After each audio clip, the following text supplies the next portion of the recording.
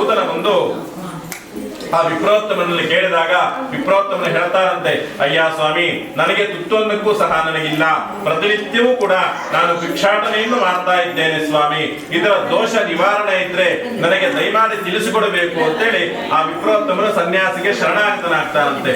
ಆವಾಗ ಮಾಯಾರೂಪಿಯಾದ ಮಹಾವಿಷ್ಣುವು ಅವರಿಗೆ ಅನುಗ್ರಹ ಮಾಡಿ ಹೇಳ್ತಾರಂತೆ, ಏನಂತಪ್ಪ ಅಂದ್ರೆ, ನಿನ್ನ ಕಷ್ಟಗಳೆಲ್ಲ ದೂರ ಆಗಬೇಕು ಅಂತ ಹೇಳಾದ್ರೆ, ನೀನು ಉತ್ತರೋತ್ತರ ಅಭಿವೃದ್ಧಿ ಹೊಂದಬೇಕಂತ ಹೇಳಾದ್ರೆ, ನೀನು ಮಹಾಲಕ್ಷ್ಮಿಯ ಸಮೇತ ಸತ್ಯನಾರಾಯಣ ಸ್ವಾಮಿಯ ವ್ರತವನ್ನ ಆಚರಣೆ ಅಂತರ್ಧಾನವನ್ನು ಹೊಂದುತ್ತಾನಂತೆ. ಆ ವಿಪ್ರೋತ್ತಮನ್ ಏನ್ ಮಾಡ್ತಾನಪ್ಪ ಅಂದ್ರೆ, ತನ್ನ ಮನೆಗೆ ಹಿಂತಿರುಗಿ ತನ್ನ ಹೆಂಡತಿ ಮತ್ತು ಮಕ್ಕಳಿಗೆ ವಿಚಾರವನ್ನು ತಿಳಿಸಿ ಸಂಕಲ್ಪ ಕೊಡ್ತಾರಂತೆ. ಏನಂತಪ್ಪ ಅಂದ್ರೆ, ನನಗೆ ಮರುದಿವಸ ಭಿಕ್ಷೆಯಲ್ಲಿ ಬಂದಂತ ಹಣದಿಂದ ನಾನು ನನ್ನ ಮನೆಯಲ್ಲಿ ಸತ್ಯನಾರಾಯಣ ಸ್ವಾಮಿ ಪೂಜೆಯನ್ನು ಮಾಡ್ತೇನೆ ಅಂತೇಳಿ ಸಂಕಲ್ಪಗೊಂಡು ಆ ರಾತ್ರಿ ನಿದ್ರೆಯನ್ನೂ ಸಹ ಮಾಡದಿರ ಬೆಳಗ್ಗೆ ಸ್ನಾನ ಪೂಜಾ ವಿಧಿಗಳನ್ನು ಮುಗಿಸಿಕೊಂಡು ಆ ಭಗವಂತನಲ್ಲಿ ಪ್ರಾರ್ಥನೆ ಮಾಡಿಕೊಂಡು ಭಿಕ್ಷೆಗೆ ಹೋಗ್ತಾನಂತೆ. ಆ ಭಗವಂತನ ಅನುಗ್ರಹದಿಂದ ಆ ಭಿಕ್ಷೆಯಲ್ಲಿ ವಿಶೇಷವಾಗಿರ್ತಕ್ಕಂಥ ಒಂದು ಹಣ ಸಿಗ್ತದಂತೆ ಅವನಿಗೆ. ಆ ಹಣದಿಂದಲೇ ತನ್ನ ಇಷ್ಟ ಮಿತ್ರರಿಂದ ಒಡಗೂಡಿ ಅವರ ಸದ್ಗೃಹದಲ್ಲಿ ಮಹಾಲಕ್ಷ್ಮಿ ಸಮೇತ ಸತ್ಯನಾರಾಯಣ ಸ್ವಾಮಿ ವ್ರತವನ್ನು ಆಚರಣೆ ಮಾಡ್ತಾರಂತೆ. ಆ ವ್ರತವನ್ನು ಮಾಡಿದ್ದರಿಂದ ಸ್ವಾಮಿಯ ಸಂತುಷ್ಟರಾಗಿ ಅವರ ದಾರಿದ್ರ್ಯವೆಲ್ಲವೂ ಸಹ ನಿವಾರಣೆಯಾಗಿ ಸಾಕ್ಷಾತ್ ಮಹಾಲಕ್ಷ್ಮಿ ಅನುಗ್ರಹ ಆಗಿ ಉತ್ತರೋತ್ತರ ಅಭಿವೃದ್ಧಿಯನ್ನು ಹೊಂದುತ್ತಾರಂತೆ. ನೀರು ಸಿಗುತ್ತೆ ಅಂತೇಳಿ ಕಟ್ಟಿಗೆ ಹೊರೆಯನ್ನು ಹೊರಗಡೆ ಹಾಕಿ ಮನೆ ಒಳಕ್ಕೆ ಪ್ರವೇಶವನ್ನು ಮಾಡ್ತಾನಂತೆ. ಅಷ್ಟು ಹಸಿವು ಬಾಯಾರ್ಥಿಗಳಿದ್ರೂ ಸಮೇತವಾಗಿ ಪೂಜೆ ಮುಗಿಯುವ ತನಕ ಹಾಗೆ ಇದ್ದು, ಪೂಜೆ ಮುಗಿದ ನಂತರ ತೀರ್ಥ ಮತ್ತು ಪ್ರಸಾದಗಳನ್ನು ತೆಗೆದುಕೊಂಡು ವಿಪ್ರೋತ್ತಮನಲ್ಲಿ ಕೇಳ್ತಾನಂತೆ, ಇಳೆಯ ಸ್ವಾಮಿಯೇ, ಏನು ಪೂಜೆಯನ್ನು ಮಾಡ್ತಾ ಇದ್ದೀರ ನೀವು, ಇದರಿಂದ ನಿಮಗೆ ಏನೇನು ಫಲಗಳು ಸಿಗ್ತಾ ಇದೆ ಅಂತೇಳಿ.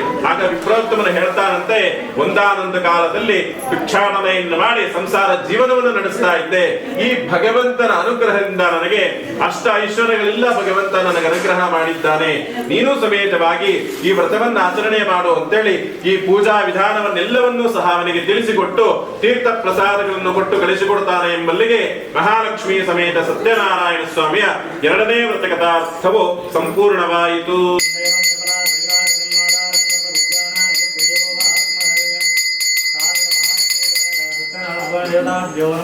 ಅಧ್ಯಾಯಾಂಗ ಕರ್ಪೂರ ಮಂಗಳ ನೀರಾಜನ ದೀಪಂಚಂ ದರ್ಶಯಾಮಿ ದೇವರಕ್ಷಾಂ ಧಾರಯಾಮಿ. ಎಲ್ಲ ಅಲ್ಲಿಂದಾನೆ ನಮಸ್ಕಾರ ಮಾಡ್ಕೊಂಡ್ಬಿಡಿಮ್ಮ.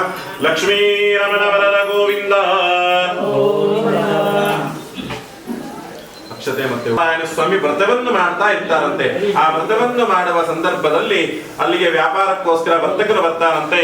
ಆ ವರ್ತಕನು ಮಹಾರಾಜರನ್ನು ನೋಡಿ ಕೇಳ್ತಾರಂತೆ, ಎಲೆಯ ಮಹಾರಾಜರೇ, ಏನು ಪೂಜೆಯನ್ನು ಮಾಡ್ತಾ ಇದ್ದೀರ ನೀವು ಅಂತೇಳಿ. ಆಗ ಮಹಾರಾಜನ ವರ್ತಕರಿಗೆ ಹೇಳ್ತಾರಂತೆ, ನನಗೆ ರಾಜ್ಯ ಐಶ್ವರ್ಯ ಸಂಪತ್ತು ಎಲ್ಲ ನನ್ನಲ್ಲಿ ಸಮೃದ್ಧಿಯಾಗಿದೆಯಪ್ಪ, ಆದರೆ ನನ್ನ ಬಳಿ ಸಂತಾನ ಇಲ್ಲ. ಸಂತಾನ ಮೊದಲಾದ ಫಲಗಳನ್ನು ಕೊಡ್ತಕ್ಕಂತಹ ಪುತ್ರ ಕಾಮೇಷ್ಠಿ ಯಾಗಕ್ಕೆ ಸಮನಾಗಿರ್ತಕ್ಕಂತಹ ಸತ್ಯನಾರಾಯಣ ಸ್ವಾಮಿ ವ್ರತವನ್ನು ಮಾಡ್ತಾ ಇದ್ದೇವೆ ನಾವು ಅಂತೇಳಿ ಮಹಾರಾಜನ ವರ್ತಕನಿಗೆ ಹೇಳ್ತಾನಂತೆ. ಆ ವರ್ತಕನ ಏನ್ ಮಾಡ್ತಾನಪ್ಪ ಅಂದ್ರೆ, ಪೂಜೆ ಮುಗಿಯೋ ತನಕ ಅಲ್ಲೇ ಇದ್ದು ಪೂಜೆ ಮುಗಿದ ನಂತರ ತೀರ್ಥ ಮತ್ತು ಪ್ರಸಾದಗಳನ್ನು ತೆಗೆದುಕೊಂಡು ತನ್ನ ಮನೆಗೆ ಹಿಂತಿರುಗಿ ತನ್ನ ಹೆಂಡತಿಯಾದಂತಹ ಲೀಲಾವತಿಗೆ ಈ ವ್ರತ ಮಹಾತ್ಮೆಯನ್ನು ತಿಳಿಸಿ ಹಾಗೆ ಸಂಕಲ್ಪ ಕೊಡ್ತಾರಂತೆ. ಏನಂತಪ್ಪ ಅಂದ್ರೆ, ನಮಗೂ ಸಂತಾನವಾದ ಕಾಲದಲ್ಲಿ ನಾವು ಸಮೇತವಾಗಿ ಈ ವ್ರತವನ್ನು ಮಾಡೋಣ ಅಂತೇಳಿ ಸಂಕಲ್ಪ ಕೊಡ್ತಾರಂತೆ. ಆ ಭಗವಂತನ ಪ್ರಸಾದದಿಂದ ಲೀಲಾವತಿಯು ಗರ್ಭವನ್ನು ಧರಿಸ್ತಾಳಂತೆ. ನವಮಾಸಗಳು ತುಂಬಿದ ಮೇಲೆ ಒಂದು ಹೆಣ್ಣು ಮಗುವಿಗೆ ಜನನವನ್ನು ಕೊಡ್ತಾಳಂತೆ. ಆ ಮಗುವಿಗೆ ಕಲಾವತಿ ಎಂದು ಸಹ ನಾಮಕರಣ ಶಾಸ್ತ್ರವನ್ನು ಮಾಡ್ತಾ ಇರ್ತಾರಂತೆ. ಆ ನಾಮಕರಣ ಮಾಡುವ ಸಂದರ್ಭದಲ್ಲಿ ಹೆಂಡತಿ ಯಜಮಾನನಿಗೆ ತಿಳಿಸ್ತಾಳಂತೆ, ನಾವು ಪೂರ್ವದಲ್ಲಿ ಸಂಕಲ್ಪ ಮಾಡಿದ್ದೇವೆ, ಈಗಲಾದರೂ ಸಮೇತವಾಗಿ ನಾವು ಆ ವ್ರತವನ್ನು ಮಾಡೋಣ ಅಂತ ಹೇಳಿದಾಗ ವರ್ತಕರು ಹೇಳ್ತಾರಂತೆ, ನನಗೀಗ ಸಮಯ ಇಲ್ಲ, ನಾನು ವ್ಯಾಪಾರಕ್ಕೆ ಹೊರಡಬೇಕು, ಬಂದ ನಂತರ ನಿಧಾನವಾಗಿ ಸಮಾಧಾನವಾಗಿ ವ್ರತವನ್ನು ಮಾಡೋಣ ಅಂತೇಳಿ ಹೆಂಡತಿಗೆ ಸಮಾಧಾನ ಮಾತುಗಳನ್ನು ಹೇಳಿ ಸಮಾಧಾನ ಪಡಿಸಿ ವರ್ತಕರು ವ್ಯಾಪಾರಕ್ಕೆ ಹೊರಟು ಹೋಗ್ತಾನಂತೆ. ಸುಮಾರು ವರ್ಷಗಳೇ ಕಳೆದು ಹೋಗ್ತದೆ. ಸುಮಾರು ವರ್ಷಗಳ ಕಳೆದ ನಂತರ ವ್ಯಾಪಾರವನ್ನು ಮುಗಿಸಿಕೊಂಡು ತನ್ನ ಮನೆಗೆ ಹಿಂದಿರುಗಿ ಬಂದಾಗ ತನ್ನ ಮಗಳನ್ನು ನೋಡಿ ವಿವಾಹ ವಯಸ್ಸಿಗೆ ಬಂದಿದ್ದಾಳೆ, ಅವಳಿಗೆ ಕೂಡಲೇ ವಿವಾಹವನ್ನು ಮಾಡಬೇಕು ಅಂತೇಳಿ ನಿಶ್ಚಯ ಮಾಡಿಕೊಂಡು ಕಾಂಚನ ಎಂಬ ಪಟ್ಟಣದಿಂದ ಒಬ್ಬ ಸುಂದರನಾಗಿರತಕ್ಕಂತಹ ವರನನ್ನು ಕರೆತಂದು ಅತಿ ವಿಜೃಂಭಣೆಯಿಂದ ವೈಭೋಗದಿಂದ ಅವರ ಧರ್ಮ ಪದ್ಧತಿಯಂತೆ ವಿವಾಹವನ್ನು ಮಾಡಿಕೊಡ್ತಾನಂತೆ. ಆ ವಿವಾಹ ಕಾಲದಲ್ಲಿಯೂ ಸಮೇತವಾಗಿ ಈ ವ್ರತವನ್ನು ಮರೆತು ಬಿಟ್ಟು ಪುನಃ ಅಳಿಯನೊಡನೆ ವ್ಯಾಪಾರಕ್ಕೆ ಹೊರಟು ಹೋಗ್ತಾನಂತೆ. ಇದರಿಂದ ಶ್ರೀಮನ್ನಾರಾಯಣನಿಗೆ ಕೋಪ ಉಂಟಾಗಿ ಶಾಪವನ್ನು ವಿಧಿಸ್ತಾನಂತೆ. ಏನಂತಪ್ಪ ಅಂದ್ರೆ, ನಿನಗೆ ಸಹಿಸಲಾಗಿರ್ತಕ್ಕಂಥ ದುಃಖಗಳು ಉಂಟಾಗ್ತಾ ಹೋಗ್ಲಿ ಅಂತೇಳಿ.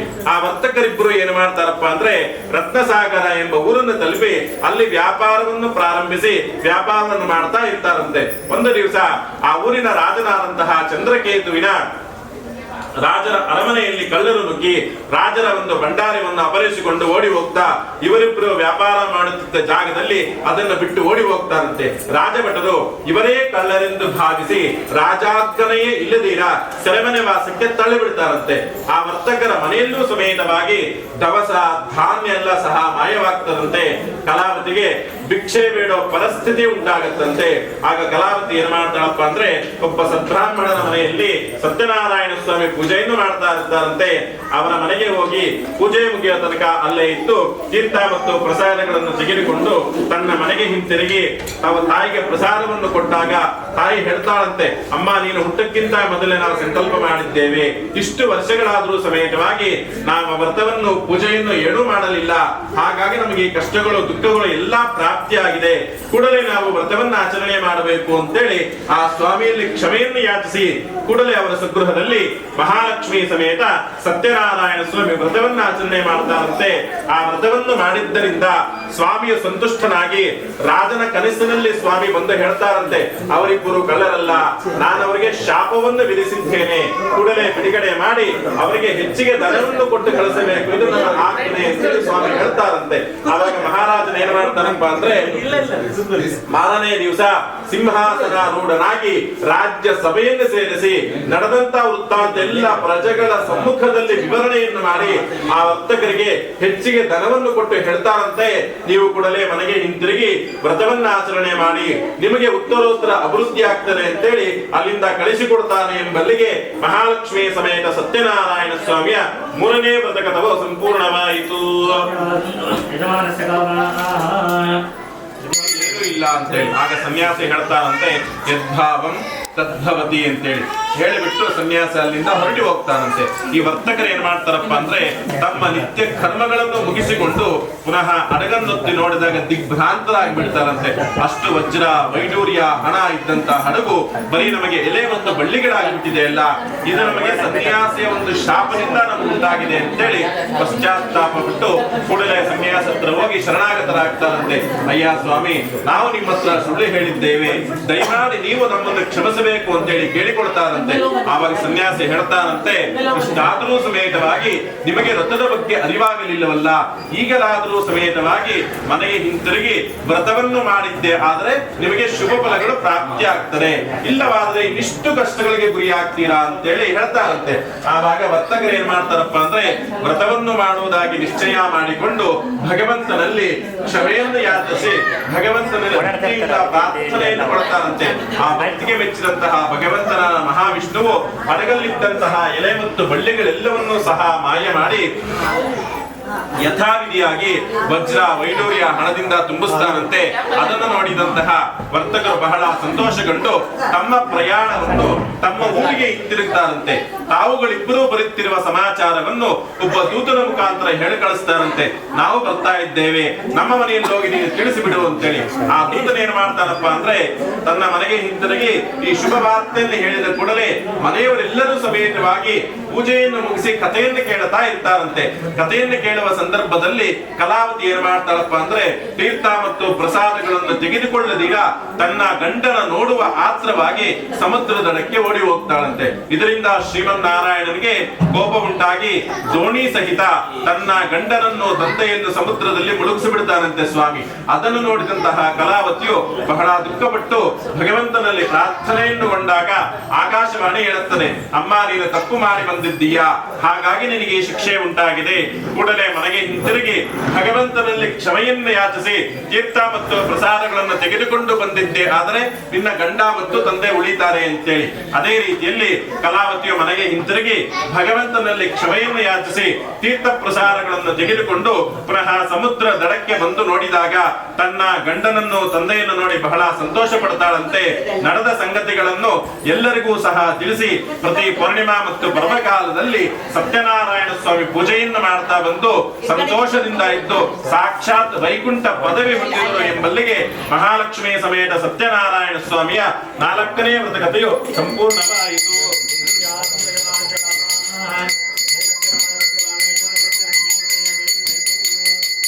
ಸಂದರ್ಭದಲ್ಲಿ ಅಲ್ಲಿ ದನ ಕಾಯುವಂತಹ ಗೋಪಾಲಕರೆಲ್ಲರೂ ಸಹ ಸೇರಿಕೊಂಡು ಆ ವಟವೃಕ್ಷದ ಕೆಳಗಡೆ ಮಹಾಲಕ್ಷ್ಮಿ ಸಮೇತ ಸತ್ಯನಾರಾಯಣ ಸ್ವಾಮಿ ಪೂಜೆಯನ್ನು ಮಾಡ್ತಾ ಇರ್ತಾರಂತೆ. ಈ ಮಹಾರಾಜನೇನು ಮಾಡ್ತಾನಪ್ಪ ಅಂದ್ರೆ ಆ ಪೂಜೆ ಜಾಗಕ್ಕೆ ಹೋಗುವುದೂ ಇಲ್ಲ ಮತ್ತು ಆ ಗೊಲ್ಲರು ತಂದು ಕೊಟ್ಟಂತಹ ಪ್ರಸಾದವನ್ನು ಬಿಸಾಡ ಬಿಡ್ತಾರಂತೆ. ಎದಕ್ಕೋಸ್ಕರನಪ್ಪ ಅಂದ್ರೆ ಅಹಂಕಾರದ ಮದದಿಂದ ನಾನೊಬ್ಬ ರಾಜ ಅರಮನೆಯಲ್ಲಿ ವಿಜೃಂಭಣೆಯಿಂದ ಪೂಜೆಯನ್ನು ಮಾಡಿ ಬಂಗಾರದೊಂದು ತಟ್ಟೆಯಲ್ಲಿ ಪ್ರಸಾದವನ್ನು ಸ್ವೀಕರಣೆ ಮಾಡ್ತಾ ಇದ್ದೆ, ನೀನು ನನಗೆ ಒಂದು ಎಲೆಯಲ್ಲಿ ತಂದು ಕೊಟ್ಟಿದ್ದಿ ಅಂತೇಳಿ ಅಹಂಕಾರದಿಂದ ಪ್ರಸಾದವನ್ನು ಬಿಸಾಡಿ ಬಿಡ್ತಾರಂತೆ. ಇದರಿಂದ ಶ್ರೀಮನ್ನಾರಾಯಣನಿಗೆ ಕೋಪ ಉಂಟಾಗಿ ಮಹಾರಾಜನಿಗೆ ಶಾಪವನ್ನು ವಿಧಿಸ್ತಾನಂತೆ. ಸ್ವಾಮಿ ಏನಂತಪ್ಪ ಅಂತಂದ್ರೆ ಆ ಮಹಾರಾಜನಿಗೆ 101 ಜನ ಮಕ್ಕಳು ಮತ್ತು ಐಶ್ವರ್ಯ ರಾಜ್ಯ ಎಲ್ಲ ನಾಶ ಆಗಿ ಹೋಗಲಿ ಅಂತೇಳಿ ಕಾಲಕ್ರಮೇಣವಾಗಿ ಮಹಾರಾಜನಿಗೆ 101 ಜನ ಮಕ್ಕಳು ಸಹ ಮೃತವನ್ನು ಪಡ್ತಾರಂತೆ. ರಾಜನು ರಾಜ್ಯ ನಾಶವನ್ನು ಹೊಂದುತ್ತಾನಂತೆ. ಅದೇ ರೀತಿಯಲ್ಲಿ ಮಹಾರಾಜನಿಗೆ ಕುಷ್ಠರೋಗವು ಸಹ ಪ್ರಾಪ್ತಿ ಆಗ್ತದಂತೆ. ಸುಮಾರು ವರ್ಷಗಳೇ ಕಳೆದು ಹೋಗ್ತದೆ, ಮಹಾರಾಜನಿಗೆ ಅರಿವಾಗೋದೇ ಇಲ್ಲ. ಆಗ ಎಲ್ಲಾ ಕಡೆ ವಿಚಾರವನ್ನು ಮಾಡಿದಾಗ ಎಲ್ಲ ವಿಪ್ರರು ಹೇಳ್ತಾರಂತೆ, ನೀನು ಆ ಮಹಾವಿಷ್ಣುವನೊಂದು ಶಾಪಕ್ಕೆ ಗುರಿಯಾಗಿದ್ದೀಯಪ್ಪ ಅಂತೇಳಿ. ಆಗ ಪಶ್ಚಾತ್ತಾಪ ಪಟ್ಟಂತಹ ಮಹಾರಾಜನು ಅದೇ ಕಾರ್ಯನೊಳಗಡೆ ಹೋಗಿ ವಟವೃಕ್ಷದ ಕಡೆ ಕುಳಿತುಕೊಂಡು ಸ್ವಾಮಿಯಲ್ಲಿ ಕ್ಷಮೆಯನ್ನು ಯಾಚಿಸಿ ಸ್ವಾಮಿಯಲ್ಲಿ ಪ್ರಾರ್ಥನೆ ಮಾಡಿಕೊಂಡು ಆ ವಟವೃಕ್ಷದ ಕೆಳಗಡೆ ಮಹಾಲಕ್ಷ್ಮಿ ಸಮೇತ ಸತ್ಯನಾರಾಯಣ ಸ್ವಾಮಿಯ ಉದ್ಯಾಪನೆಯನ್ನು ಮಾಡ್ತಾನಂತೆ. ಉದ್ಯಾಪನೆಯನ್ನು ಮಾಡಿದ್ದರಿಂದ ಸ್ವಾಮಿಯ ಸಂತುಷ್ಟನಾಗಿ ಆ ಮಹಾರಾಜನಿಗೆ ನಿರಂತರವಾಗಿ ಐಶ್ವರ್ಯವನ್ನು ಮತ್ತು ಮಕ್ಕಳನ್ನು ಅನುಗ್ರಹವಾಗಿ ಕೊಡ್ತಾರಂತೆ. ಅದೇ ರೀತಿಯಲ್ಲಿ ಕುಷ್ಠರೋಗವು ಸಹ ನಿವಾರಣೆಯಾಗಿ ಉತ್ತರೋತ್ತರ ಅಭಿವೃದ್ಧಿಯನ್ನು ಹೊಂದುತ್ತಾರಂತೆ. ಯಾರು ಈ ಕಲಿಯುಗದಲ್ಲಿ ಸತ್ಯನಾರಾಯಣ ಸ್ವಾಮಿ ಪೂಜೆಯನ್ನು ಮಾಡ್ತಾರೋ, ಯಾರು ಕಥೆಯನ್ನು ಶ್ರವಣವನ್ನು ಮಾಡ್ತಾರೋ, ಯಾರು ಪ್ರಸಾದವನ್ನು ಸ್ವೀಕರಣೆಯನ್ನು ಮಾಡ್ತಾರೋ ಎಲ್ಲರಿಗೂ ಸಮೇತವಾಗಿ ಆಯುಷ್ಯು ಆರೋಗ್ಯ ಇಷ್ಟಾರ್ಥಗಳಲ್ಲಿ ಸಾಕ್ಷಾತ್ ಮಹಾಲಕ್ಷ್ಮಿ ಅನುಗ್ರಹ ಆಗಿ ವೈಕುಂಠ ಪದವಿ ಹೊಂದುತ್ತಾರೆ ಎಂಬಲ್ಲಿಗೆ ಮಹಾಲಕ್ಷ್ಮಿ ಸಮೇತ ಸತ್ಯನಾರಾಯಣ ಸ್ವಾಮಿಯ 5ನೇ ವ್ರತಕಥೆಯು ಸಂಪೂರ್ಣವಾಯಿತು.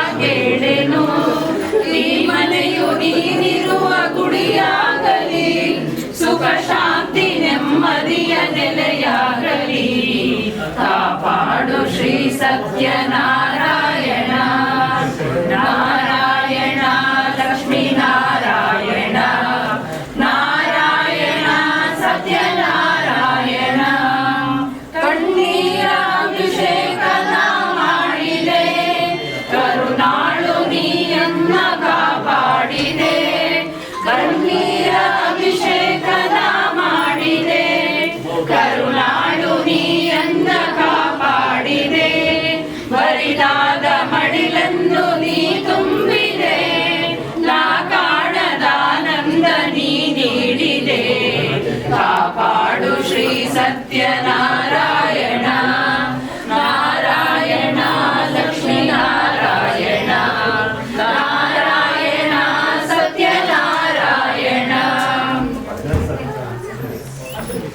ಮತ್ತೆ ಭೇಟಿಯಾಗೋಣ. ನಮಸ್ಕಾರ.